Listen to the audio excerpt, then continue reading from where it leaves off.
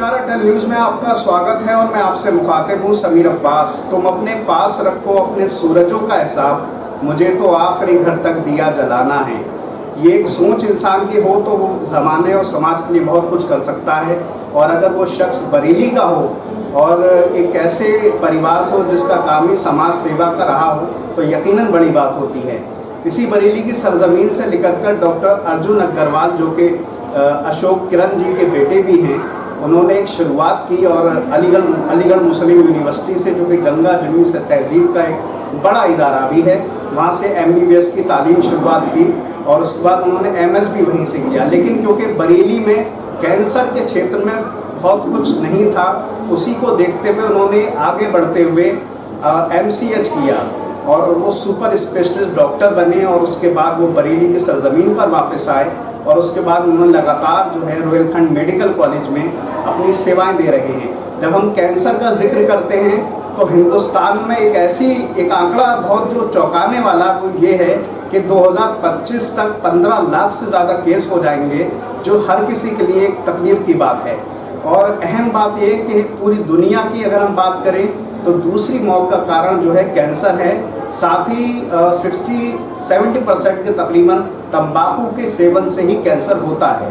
ये सब बातें, इसके अलावा अगर हम और थोड़ा सा जिक्र करें तो महिलाओं में 14% के आसपास जो कैंसर है वो स्तन का होता है। उन तमाम बातों को लेकर हम डॉक्टर अर्जुन अग्रवाल से बात करेंगे, जो अपने अचूक निशाने से, जैसे महाभारत में अर्जुन ने अचूक निशाने से तमाम मछली की आँख को साधा था, उसी तरह से वो लगातार काम कर रहे हैं। और इसमें एक बहुत बड़ा रोल अदा कर रही हैं उनकी वाइफ डॉक्टर चीना गर्ग जी, जो कि जांचें करती हैं, पैथोलॉजिस्ट हैं। हम कैंसर के सिलसिले में तमाम बातें करेंगे और जानने की कोशिश करेंगे कि किस तरह के हालात हैं। खासतौर से कोरोना में भी बड़ी मुश्किलों का सामना करना पड़ा। हमारे साथ मौजूद हैं डॉक्टर अर्जुन अग्रवाल जी, जो किसी भी तारुफ के मोहताज नहीं हैं। मैंने इंट्रोडक्शन तो आपका देने की कोशिश की है, लेकिन जिस तरह से आप एक बरेली में आपने कुछ ही सालों में ज़बरदस्त तरह से कैंसर का इलाज किया है, लोगों को सहूलियत दी है, उसके हिसाब से ये कम है। अगर कुछ इजाफा करना चाहें तो आप कर सकते हैं। इजाफा मैं अपने लिए कुछ नहीं करना चाहूँगा, आपके लिए करना चाहूँगा। आपकी जो बोलने का अंदाज़ है और आपकी जो शेर व शायरी है वो काफ़ी फेमस है और आपका ये बोलने का अंदाज़ मुझे बहुत अच्छा लगा। बहुत शुक्रिया। ये हमारी बरेली की तहजीब है जो आपके अंदर भी है, मेरे अंदर भी है, उसी से मैंने सीखा है। मैं सर थोड़ा सा ये जानना चाहता हूँ कि अभी 2020 में एक रिपोर्ट निकल कर आई, उसमें ये आंकड़ा निकल गया कि 2025 तक तकरीबन 15 लाख के आसपास केस हो जाएंगे, इससे ऊपर चले जाएंगे। इसमें तंबाकू के सेवन से जो कैंसर के मरीज बढ़ रहे हैं, एक चिंता का विषय है। मेट्रो सिटी में ज़बरदस्त तरह से परेशानी हो रही है, बच्चों में भी आ रहे हैं, तो क्या वजह मानते हैं? फिर उसके बाद थोड़ा सा आगे की तरफ बढ़ें। वजह जो कैंसर ज़्यादा होने की सबसे बड़ी वजह तो ये है कि हम लोग की आयु बढ़ रही है। पुराने ज़माने में 30 साल 40 साल पहले आमतौर पे जो है लोगों की इन्फेक्शन से कारण बहुत मौतें हुआ करती थी। प्लेग है, निमोनिया है, TB है, ये सब चीज़ें होती थी। तो जब से अच्छी एंटीबायोटिक बनी और दवाइयाँ आई, तब से हार्ट के बहुत अच्छे डॉक्टर आ गए, तब से हम लोग की ह्यूमन बींग्स की आयु बहुत बढ़ गई। जब आयु बढ़ी है तो फिर धीरे धीरे DNA में चेंजेस होने के चांसेस बढ़ते हैं, जैसे जैसे आयु बढ़ती है और वैसे वैसे जो है कैंसर का इंसिडेंट। बाकी तंबाकू, जैसे आपने कहा, कि बहुत बड़ी वजह है, क्योंकि तंबाकू के सेवन से जो हिंदुस्तान के जो आंकड़े हैं वो 70 से 80% कैंसर जो होते हैं तंबाकू सेवन कहीं ना कहीं उसमें इन्वॉल्व है। सर ये बात सही है कि हमारे तंबाकू से या और जो चीज़ है इससे परेशानी बढ़ती, कैंसर होता है, लेकिन ऐसे भी बहुत सारे मरीज़ आए जो इस तरह का कोई सेवन नहीं करते थे, खान पान भी अच्छा था, लेकिन इसके बावजूद भी उन्हें डिजीज़ हुई कैंसर की और फिर वो जो है मुश्किलों का सामना करना पड़ा। इसी से जोड़ता हुआ एक और सवाल मैं जोड़ना चाहता हूँ। 4th स्टेज के मरीजों की संख्या में इजाफा हो रहा है, जो चुनौतीपूर्ण है, किस तरह से देखते हैं? 4th स्टेज की नहीं, सारे ही स्टेजेस की मरीजों की संख्या में इजाफा हो रहा है। 4th स्टेज हम लोग आजकल ज़्यादा इसलिए जान पा रहे हैं क्योंकि हम लोग के पास जो डायग्नोस्टिक मोडालिटीज़ हैं, जो पैथोलॉजी है, जो इमेजिंग है, CT स्कैन है, MRI है, इसकी क्वालिटी सालों से अब धीरे धीरे बढ़ रही है। तो इसकी सुविधा होने से हमें ये पता चल जाता है कि कैंसर कहाँ का शरीर में फैला है। एक स्कैन होता है जिसको हम PET स्कैन बोलते हैं, जो कि ऊपर से नीचे तक फुल बॉडी स्कैन होता है, जो हम अपने रोहिलखंड मेडिकल कॉलेज में भी अगले 4-5 महीने में ले आएंगे। तो इन सब जाँचों से हमें ये पता चलता है कि शरीर में कैंसर कहाँ फैलता है। उससे जो है 4th स्टेज के कैंसर के केसेस ज़्यादा पकड़ में आते हैं। सर मैं थोड़ा सा ये जानना चाहता हूँ, लंग कैंसर का जब हम जिक्र करते हैं वैसा माना जाता है कि काफ़ी चुनौतीपूर्ण हो जाता है, क्योंकि एक हिस्सा ऐसा है हमारे लिए। किस तरह से सर्जरी का अगर पार्ट होने लगे, क्योंकि आपने सर्जरी में ही मास्टर किया है, सुपर स्पेशलिस्ट हैं आप, किस तरह से देखते हैं लंग कैंसर? लंग कैंसर जैसे आपने कहा कि थोड़ा ख़राब इसलिए माना जाता है क्योंकि जब मरीज़ हमारे पास आता है यूजली 3rd या 4th स्टेज में आता है। अगर मरीज़ अर्ली स्टेज में आए, 1st या 2nd स्टेज में आए, तो उसका इलाज बाकी कैंसर की तरह ही पूर्ण तरह से हो सकता है। हमने गोल्डन मेडिकल कॉलेज में पिछले हफ्ते एक लंग कैंसर मरीज़ का ऑपरेशन किया था, जिसमें हमने उसके सीधे तरफ का जो नीचे वाला पार्ट है जिसको हम राइट लोअर लोब कहते हैं, तो हमने उसकी राइट लोअर लोबेक्टमी करी थी, क्योंकि बरेली मंडल में भी पहली बार हुई है। तो बट उस स्टेज के उस तरीके के कैंसर के मरीज हमको थोड़ी कम मिलते हैं, क्योंकि लंग काफ़ी बड़ी जगह होती है, तो जब तक मरीज को परेशानी होती है तब तक कैंसर की गांठ जो होती है छाती के अंदर बढ़ जाती है और वहाँ से कई छोटी छोटी गांठें छूट के दिल के आसपास फैल जाती हैं, तो जो कि सर्जरी की स्टेज के बियॉन्ड हो जाता है। बट अगर मरीज़ स्मोकर होते हैं, कुछ लोग जो अपनी जांच फ्रिक्वेंटली करा लेते हैं, CT स्कैन समय पर करा लेते हैं, तो अगर 1st या 2nd स्टेज में कैंसर लंग का पकड़ में आए तो वो आम कैंसरों की तरह पूरी तरह से ठीक होने को मिलेगा। सर मैं ये जानना चाहता हूँ, महिलाओं में आज भी कहीं ना कहीं अशिक्षा का एक भाव नजर आता है। स्तन कैंसर की जब हम बात करते हैं, जो कि 14% से ज़्यादा है हिंदुस्तान में, कहीं ना कहीं मुश्किल को सामना करना पड़ता है। उसके जो कारण निकल के आते हैं मोटा मोटी ये भी है कि देर से शादी होना और भी बहुत सारी वजहें। तो स्तन कैंसर है वो क्यों होता है, मैं चाहता हूँ उस पर रोशनी डालें, उसके बाद हम इलाज पर बात करें।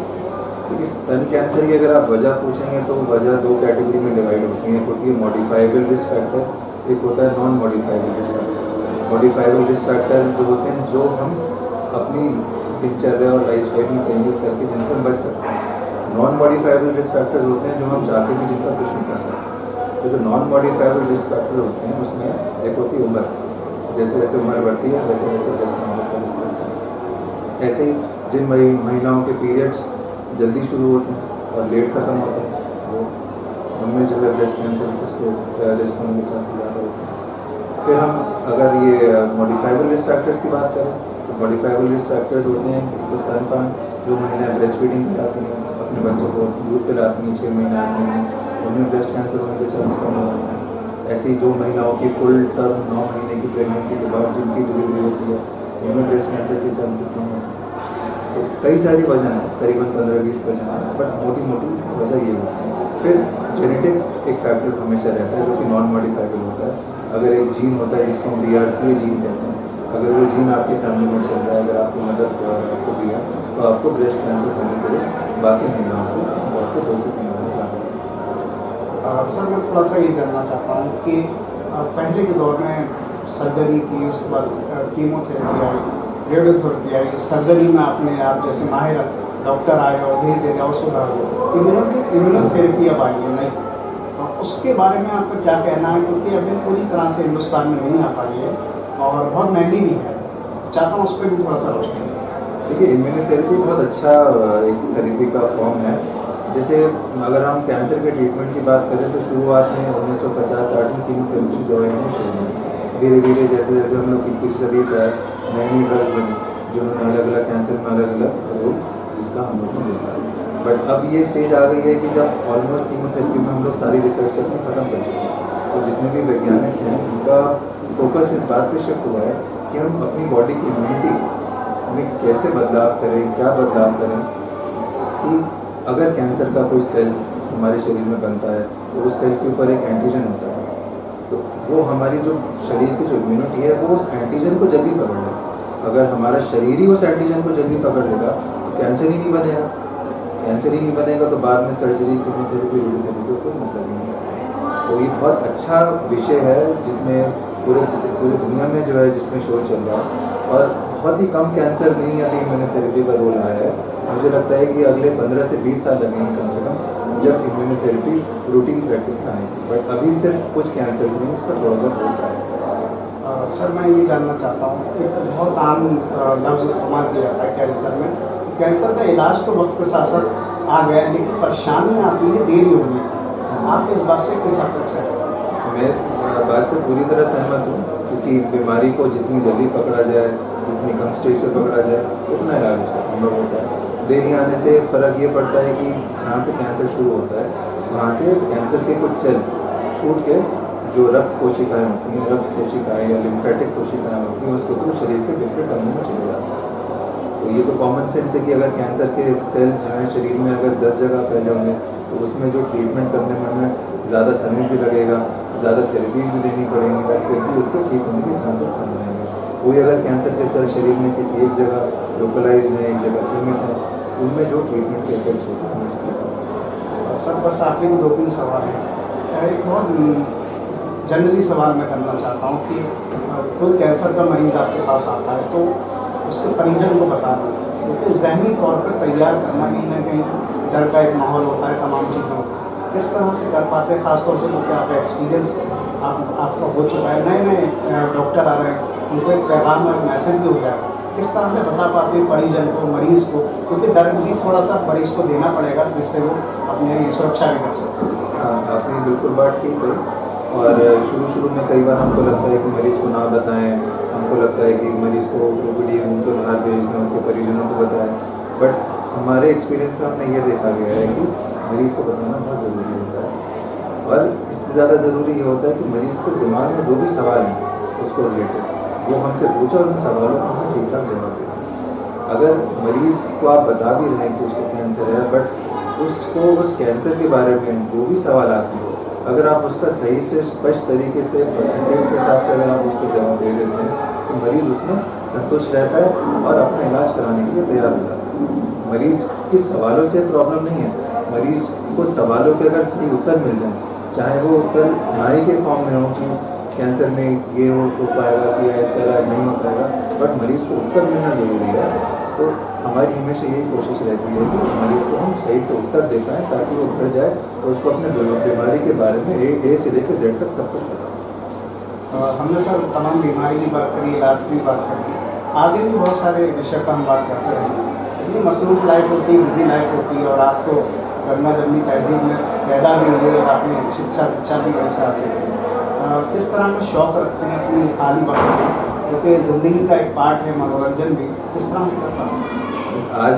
आजकल तो पिछले 4-5 महीनों से हम जो भी हमें खाली समय मिलता है तो यहाँ हम मेडिकल कॉलेज में एक रोहिलखंड कैंसर इंस्टीट्यूट नाम से एक नया इंस्टीट्यूट बना रहे हैं, तो हम सारा दिमाग अपना उसी में लगाते हैं। ये हमारी मेडिकल कॉलेज में 4 स्टोरी का एक नई बिल्डिंग बनेगी जो कि सिर्फ कैंसर के लिए डेडिकेटेड होगी।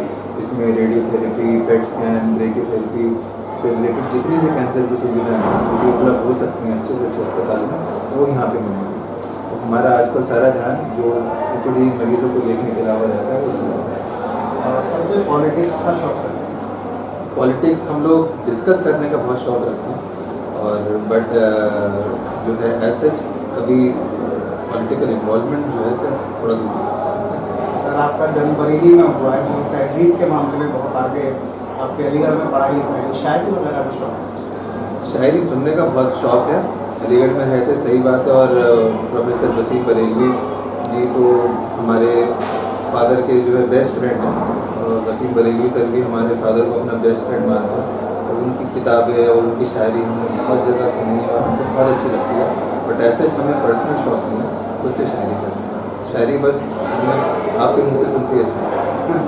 शुक्रिया सर। किताबी और मैसेज चाहता हूँ लोगों के लिए, अभी भी वैक्सीनेशन को लेकर लोगों में जागरूकता तो आई है, तेज़ी से हो भी रहा है, लेकिन अभी भी कहीं ना कहीं लोगों में गलत फहमियाँ हैं।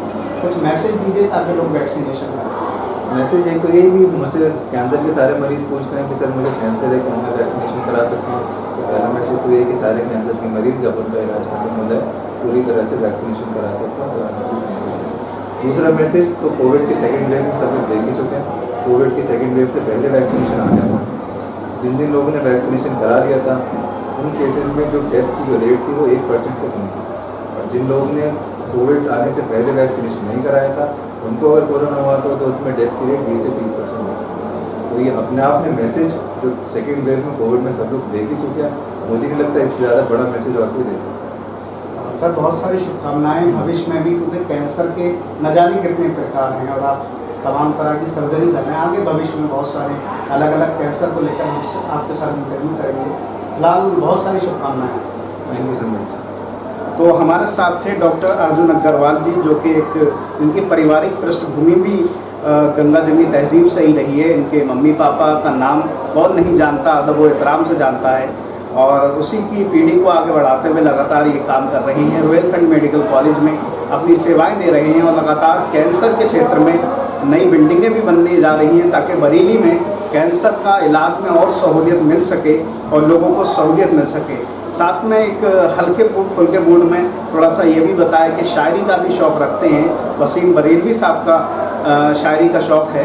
बहरहाल मैं उनकी बात को वसीम बरेलवी साहब के शेर के ज़रिए से ही ख़त्म करना चाहता हूँ, क्योंकि कैंसर के अकेले माहिर डॉक्टर हैं जो सर्जरी के क्षेत्र में लगातार इस तरह से काम कर रहे हैं। मैं एक शेर के ज़रिए से ख़त्म करना चाहता हूँ कि मैं कतरा होके भी तूफ़ानों से जंग लड़ता हूँ, मैं कतरा होके भी तूफ़ानों से जंग लड़ता हूँ, मुझे बचाना समंदर की जिम्मेदारी है, और दुआ करो कि सलामत रहे मेरी हिम्मत, ये चिराग कई आंधियों पर भारी है। और इसी तरह से ये लगातार आंधियों पर भारी रहें, कैंसर को हराते रहें। हम सब की बहुत सारी दुआएं हैं, शुभकामनाएं हैं। फिलहाल इन तमाम बातों के साथ मैं समीर अब्बास, कैमरामैन सरताज हुसैन के साथ, अटल न्यूज़।